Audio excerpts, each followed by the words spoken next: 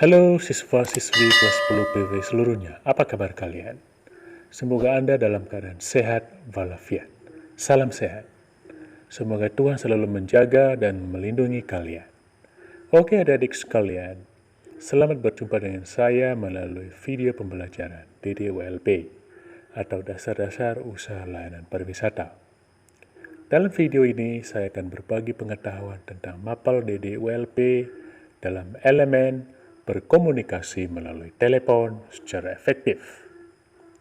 Dalam video ini akan menampilkan materi slide demi slide, dan tentu saja sangat membantu kalian dalam memahami materi ini dengan mudah.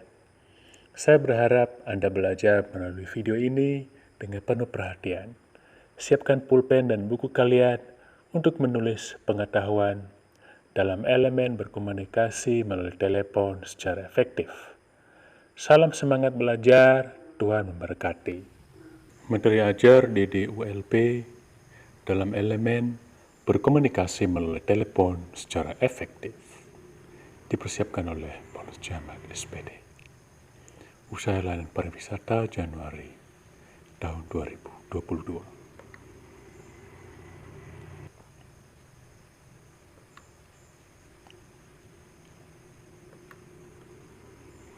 Mukadimah. Kemajuan teknologi saat ini sangat penting untuk melakukan pertemuan-pertemuan bisnis, bahkan bisa dilakukan lewat jaringan telepon. Conference call atau panggilan konferensi menawarkan akses komunikasi untuk lebih dari 2 orang. Berbicara melalui telepon saat ini sangat mudah dan merupakan seni tersendiri. Menyampaikan pesan secara efektif dan akurat merupakan tantangan tersendiri karena orang lain hanya mendengar suara Anda.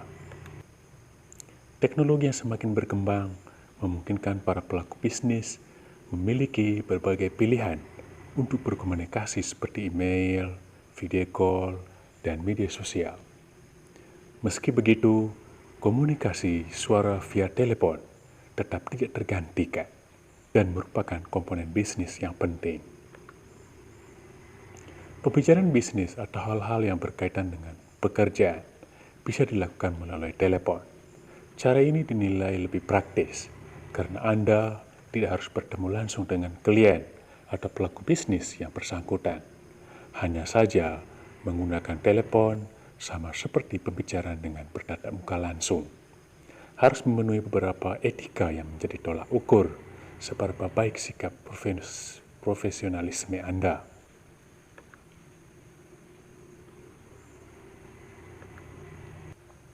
Fungsi media komunikasi. Media komunikasi adalah alat yang dipakai dalam proses komunikasi untuk mencapai suatu tujuan. Berikut fungsi media komunikasi antara lain. 1. Mempermudah penyampaian pesan atau berita. Yang kedua, mempersingkat waktu dalam penyampaian pesan atau berita. Yang ketiga, mengefektifkan proses penyampaian pesan atau berita. Yang keempat, memperjelas isi informasi yang disampaikan komunikator. Yang kelima, sebagai alat untuk membangkitkan daya tarik pesan atau berita.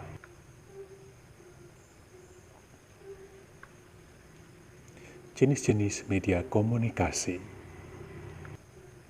Berdasarkan cara penggunaan atau sifatnya, media komunikasi dibedakan menjadi 3 macam, yaitu yang pertama media audial, yang kedua media visual, yang ketiga media audiovisual. Media audial, media visual, dan media audiovisual. Media audial itu yang pertama, yaitu dengan mendengarkannya. Sebagai contoh, media audial adalah radio, tape recorder, dan telepon. Yang kedua media visual, yaitu surat, poster, dan OHP. Yang ketiga media audiovisual, yaitu TV, video, film, dan sinetron. Berdasarkan sasarannya, media komunikasi dibedakan menjadi 2, yaitu media nirmasa dan media massa. Umumnya, sasaran media nirmasa adalah individu tunggal, Contohnya telepon, surat, telegraf, brosur, dan plakat. Sedangkan contoh media massa adalah radio, televisi, film, surat kabar, dan majalah. 6 jenis media komunikasi yang digunakan setiap hari. Yang pertama, surat pribadi atau visual. Yang kedua, telepon atau audio. Yang ketiga, pertemuan atau media komunikasi audio visual dalam komunikasi kelompok yang bersifat langsung. 4. Wawancara berlangsung dengan tatap muka dua arah dan banyak dipakai dalam komunikasi vertikal. Yang kelima, kunjungan atau jenis media komunikasi audiovisual dalam kelompok yang bersifat informal dan dilakukan oleh organisasi. Yang keenam, multimedia, telekonferensi atau konferensi yang diselenggarakan secara berjauhan dengan menggunakan alat multimedia. Historis perkembangan telepon. Pada tahun 1876, telepon pertama kali ditemukan oleh Alexander Graham Bell. Pada akhir tahun 1877, saluran telepon resmi dibuat pertama kalinya di Boston dan Somerville oleh Bell Telephone Company. Pada tahun 1900, Almond B. Stroger yang pertama kalinya menemukan telepon yang dapat melakukan pertukaran telepon otomatis dan tidak memerlukan operator. Meskipun Stroger mengajukan paten pertama untuk telepon dengan nomor yang diputar pada tahun 1891, perangkat panggilan tidak masuk ke sistem Bell sampai tahun 1920-an. Pada era 1970 sampai 1980, mulai dikembangkan panggilan telepon nirkabel dan sistem telepon bergambar oleh AT dan T, namun dianggap terlalu mahal sehingga ide tersebut dibatalkan. Tahun 80-an membawa revolusi dalam komunikasi telepon dengan pengujian pertama layanan VoIP, ide pemanggil dan pengenalan telepon seluler.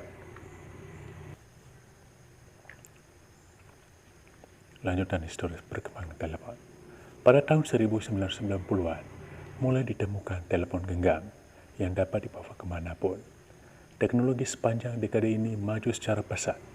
Pada tahun 2000, bentuk telepon lebih kecil agar mudah digenggam, menawarkan layar resolusi tinggi dan memiliki lebih banyak fitur daripada sebelumnya. Teknologi komunikasi berkembang menjadi bisnis dan aplikasi.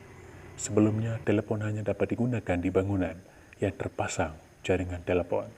Namun kini semakin banyaknya platform teks, suara, video yang memungkinkan orang untuk terhubung dimanapun berada selama jaringan mobile operatornya bagus dan stabil. Perkembangan telepon. Inilah contoh dan bentuk dari perkembangan telepon dari tahun 1871 sampai tahun 2006.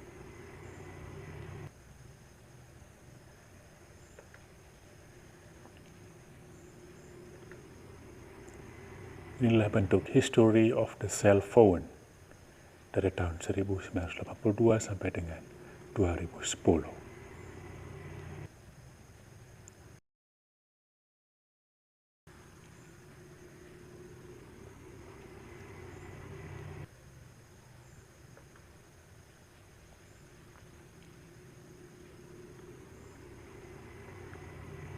Pengertian komunikasi melalui telepon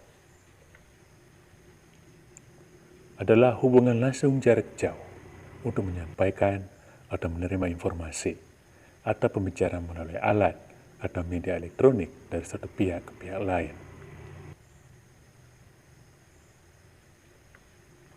Istilah dalam telepon. Yang pertama, transfer charge atau collect call.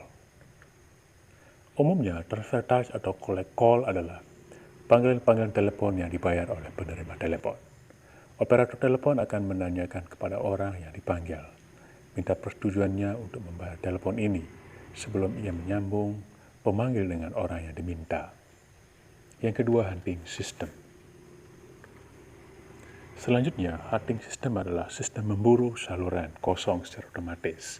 Dengan sistem ini, satu nomor dapat dipergunakan untuk beberapa saluran secara bersamaan.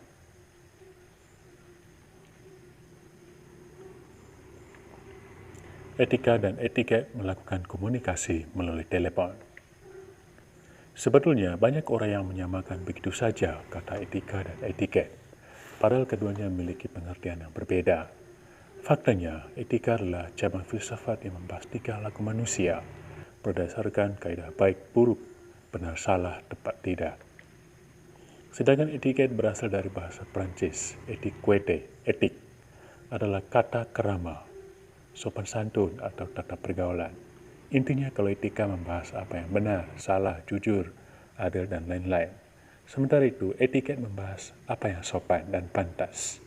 Etiket diterapkan dalam percakapan, bertamu, berkunjung, makan minum, melayani atau menerima tamu, bertelepon, dan seterusnya. Etika bertelepon. Yang harus diperhatikan secara umum dalam etika bertelepon adalah: yang pertama, mengangkat dengan segera bila telepon berdering. Yang kedua, memperkenalkan terlebih dahulu bila menerima atau menghubungi seseorang melalui telepon. Yang ketiga, menggunakan bahasa yang formal, baik, sopan, dan tepat.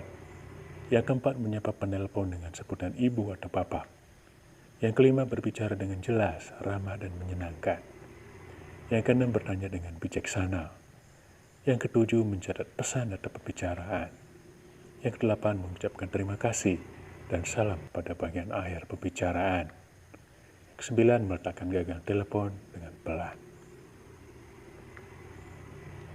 Sedangkan secara khusus yang harus diperhatikan dalam etika bertelepon antara lain: yang pertama adalah menggunakan bahasa resmi, terutama kepada yang belum akrab atau belum mengetahui identitas orang yang berbicara di telepon.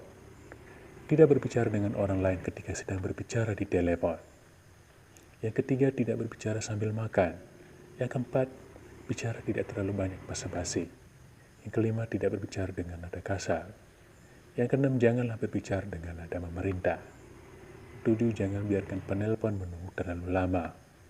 Yang kedelapan, tidak mentransfer berkali-kali, apalagi ditransfer ke alamat yang keliru. Kesembilan, nada dan intonasi tidak terkesan malas atau tidak ramah. Yang ke-10, sampaikanlah pesan kepada orang yang dituju penelepon. Etiket bertelepon.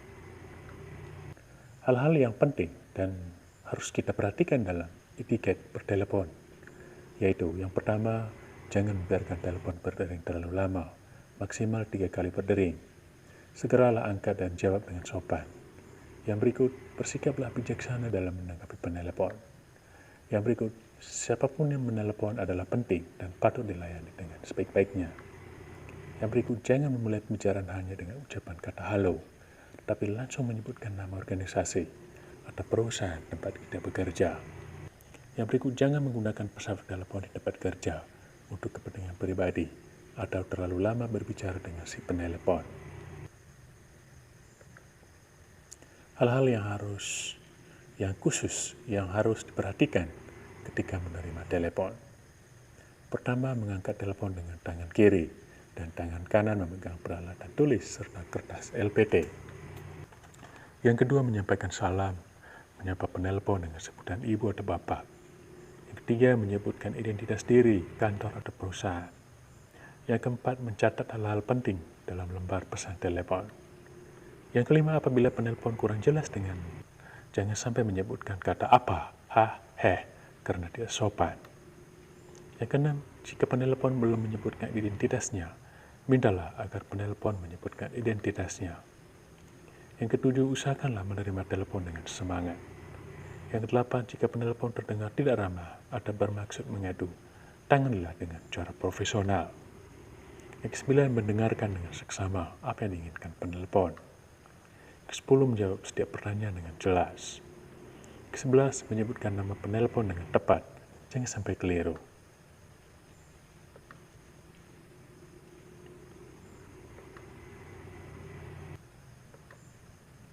6C dan 1P pelayanan efektif sebagai seorang penerima telepon. Yang pertama, caring adalah memerhatikan, mendengarkan, dan mencatat masalah konsumen atau penelpon. Yang kedua, committed adalah merasa terikat dengan organisasi, tidak melemparkan permasalahan kepada orang lain dengan alasan bukan tugas atau urusan atau masalah pribadi. Yang ketiga, confidence adalah penuh keyakinan dalam mengatasi masalah. Penerima telepon tidak boleh merendahkan diri sendiri. Yang keempat, considerate adalah bersahabat, menolong, dan mengerti emosi penelpon. Yang kelima, control adalah tidak terbawa emosi pada saat penelpon, mengungkapkan kekecewaan atau marah, tetap bersikap untuk selalu membantu dalam mengatasi masalah penelpon. Yang keenam, kreatif adalah mampu menemukan cara-cara yang baik dalam menerima telepon. Yang ketujuh, phonogenik adalah suara yang baik dalam bertelepon atau menerima telepon, yaitu suara yang memberikan kesan santun, bersahabat, dan penuh perhatian.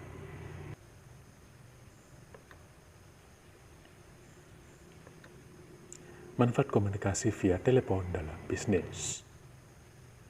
Yang pertama, cepat mendapat tanggapan. Selain berbicara dengan seorang secara tatap muka, komunikasi melalui telepon adalah cara terbaik untuk mendapatkan tanggapan secara cepat. Penelpon dapat meninggalkan pesan suara yang detail tanpa batasan jumlah karakter tertentu. Yang kedua, komunikasi efektif lebih dari sekedar kata-kata. Sebuah artikel tentang teori komunikasi Influence of Attitude from Nonverbal Communication in Two Channel menyebutkan 3 komponen yang berpengaruh dalam komunikasi yang efektif, yaitu bahasa tubuh sebesar 55%, nada suara sebesar 30%, kata-kata yang diucapkan sebesar 7%.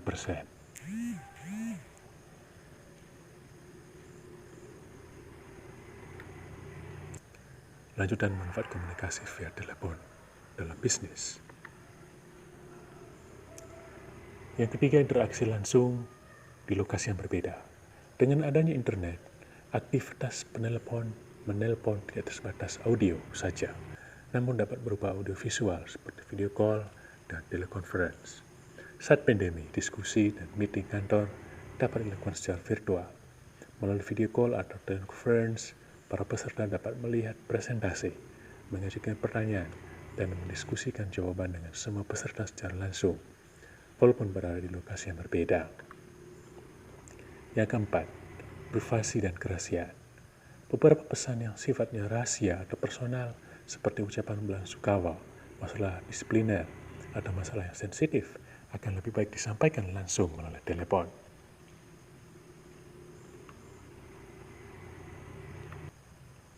Lanjutan manfaat komunikasi via telepon dalam bisnis. Yang kelima, keamanan. Melakukan panggilan telepon saat menyetir kendaraan tentu berbahaya. Namun, Anda dapat menggunakan Bluetooth agar panggilan tetap bisa dilakukan. Sementara untuk melakukan komunikasi melalui teks, Anda harus berhenti terlebih dahulu.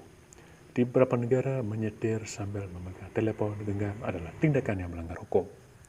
Dengan komunikasi via telepon yang efektif, Anda dapat dengan mudah menciptakan peluang dan kerjasama bisnis yang baru.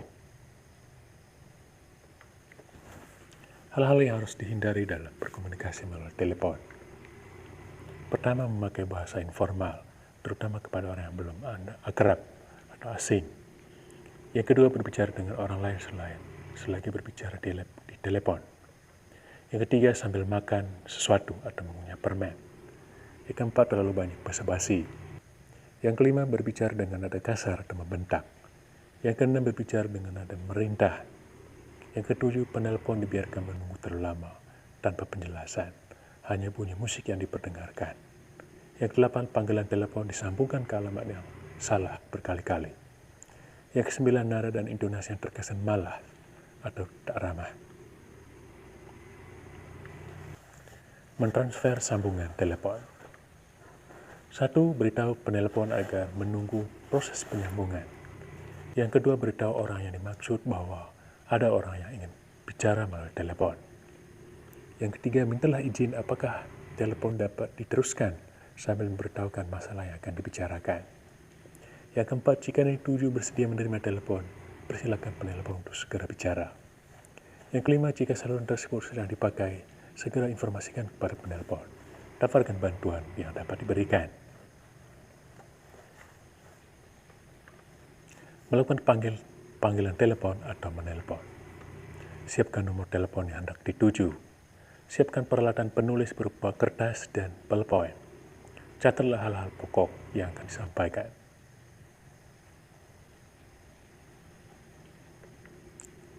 Pelaksanaan menelpon. 1. Menekan nomor telepon yang dituju. Angkat gagang telepon dengan nada pilih, putarlah atau nomor telepon yang diinginkan atau yang dituju sesuai nomor kode wilayah, pegang lokal, interlokal, atau internasional.